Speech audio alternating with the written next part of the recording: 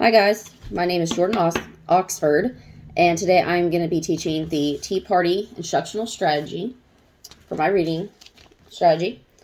It's going to be over The Good Bean by John Oswalt, and my lesson is about kindness today.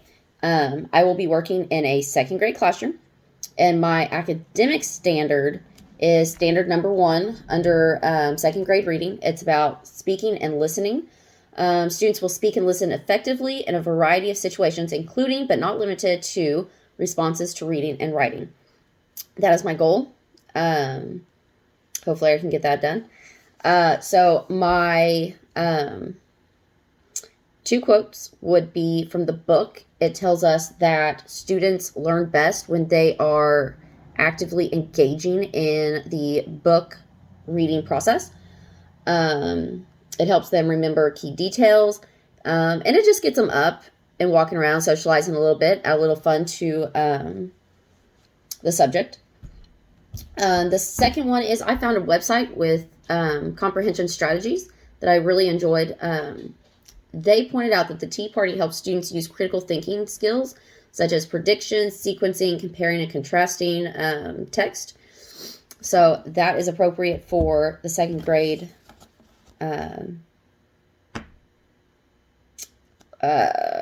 standard as well. Sorry, got a little caught away there. So my strategy, the materials that I am using today, I got note cards right here. You can use white or you can use colors. This little pack comes in 4, and I have 5 cards, but you can make 4 cards and just increase the size of your groups. They are also going to need a pencil and blank sheet of paper just to write down what they're doing later. But that is it. Now I'm going to jump into my teaching lesson. All right, let's go. Hey guys, welcome back to Miss Jordan's class. Second grade, how's everyone doing today? Excellent. All right. Today we're going to be talking about kindness. How we can be kind, how we can show kindness to others, and just overall how we can spot maybe a friend that needs a good friend. And how we can be a good friend. This is called The Good Bean. The Cool Bean by John Oswalt. This little bean here looks like he's ready for a good day at school. He's got his bow tie on. He looks happy. Does anybody agree with that? Do you think he looks happy? Do you think he looks excited? What do you think? Excited could be another good option. You know, happy, excited. Maybe he is ready to go see his friends. He is the cool bean. Or is he? Maybe he's talking about a different bean. Let's find out though. All right, today we are going to do the Tea Party reading strategy. This is going to show up backwards for you because I wrote it like this. But the first thing we're going to do here, you got Tea Party instructional strategy. The first thing we're going to do is I am going to hand you out these cards, okay? I've got 1, 2, 3, 4, and 5. There are 20 of you students, so 5 cards. Each one of you will get 1 card. That means I'm going to have how many friends in each group? Good job! 4 friends, because 20 divided by 5 is 4. So I'm going to give out these cards to everyone. And since there are so many of you, you're going to have to find throughout the classroom either someone who has your card or someone who has a different card, but you're interested in their card. So you want to talk to them about what their card could possibly mean. Maybe it's connected to your card. Maybe it's not. But you'll have to talk to them to find out. Just get ideas of what you think. So our cards today have quotes.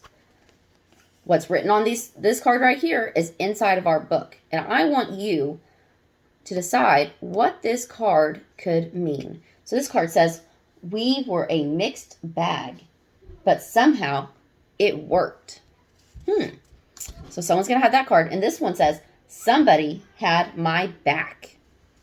What do you think those connected mean? What do you think those mean together? Maybe they don't even go together. Maybe one of them goes with, sure, I made some small changes. That's interesting. What changes could he have made? But then something sort of miraculous happened. And that's how it went until one day. So it looks like we have a lot to think about. And I'm going to pass these out to you. There's 20 cards in this stack right here. These are just the 5 that have things written on them. Those are the ones that are going to tell you what to do. All right, so the first thing I want you to do, after you get your card, you're going to stand up. And you are going to first share cards. So you're going to share your card with someone else. You can either find someone who has the same card as you, or you can find someone who has something different. I encourage you to do a little of both, okay? The second step is listen. If you find someone that has a different card than you, I want you to listen to what they say their card says, and then you guys will discuss what your cards could mean. Discuss your card, discuss their card, and then discuss and talk about what your cards can mean together. And finally, you're going to speculate. Who knows what the word speculate means? That's a good idea, yeah? All right, speculate means you're going to get ideas. You're going to predict what could these cards mean? What could be happening in this book but then something sort of miraculous happened. What does that mean? I want you guys to talk about that. I want you guys to talk about what your cards mean and get ideas. So as you're getting ideas, and once you guys find someone to talk to, I want you to go find a friend. You're going to find another friend. You guys are going to pair off. That means 2 of you are going to join up. Since there's 20 of you, there will be 10 groups of 2. I want you to take your pencil and your paper, and I want you to write down your ideas of what is going to happen in this book. I want you guys to decide what's happening, what you think is going to happen, and what you think your cards mean. Do they connect, or do you think they have no connection at all? Meaning they're totally separate, and you have no idea how you can connect those 2 ideas, quotes from the book. Okay? So, you guys have your cards. I want you to stand up for the next 5 minutes. I want you guys to walk around and talk to your friends and get ideas. And then in 5 minutes, I'm going to have you guys pair up. That's when you get in your groups, okay? You're going to sit down with your pencil and paper, and then I'm going to give you guys 3 minutes to write down your ideas, what you think is going on, and then I'll tell you the next step, okay? All right, as you guys walk around, I'm going to listen to make sure you guys are staying on task.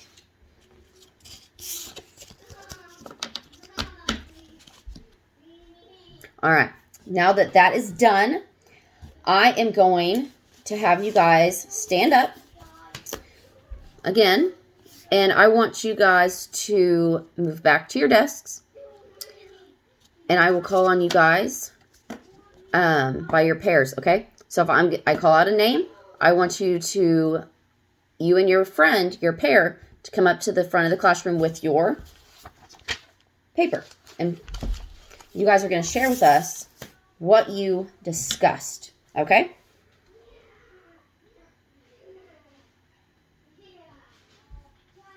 All right, so now we have heard from all the pairs. We have all the ideas. We have written them down on our board. What you guys think is happening. That is the tea party strategy. You guys mingled. You guys thought about it. And now we are going to read The Cool Bean. The Cool Bean by John Oswald. All right. Watch out! Here come the cool beans. The cool beans. Oh yeah, check out how they move. Look at the way they swagger. Notice their sunglasses? Yow! The cool beans are known all over school, from house to house, across town, and beyond county lines. In the olden days last year, we were all one big pod of beans. They were a mixed bag. That's one of our cards. But somehow it worked. Yep, those were the good old days. And then we stopped seeing each other as much as possible. That's just how it happens sometimes. You spend less time together even though you're not totally sure why. I watched as the beans I knew so well and the beans from my own pod became the cool beans. Oh, they were so cool. One of them could play guitar. Cool. One of them could draw the best superheroes. Cool. One of them could jump higher than any bean I'd ever known. Cool. Me? Well, I mostly stayed the same. Sure, I made some small changes. Small changes, that's another card. I wore sunglasses. I slicked my hair back. Too slick. I strutted around. I swaggered. He stepped on a rock. Ouch. I hate when I stub my toe.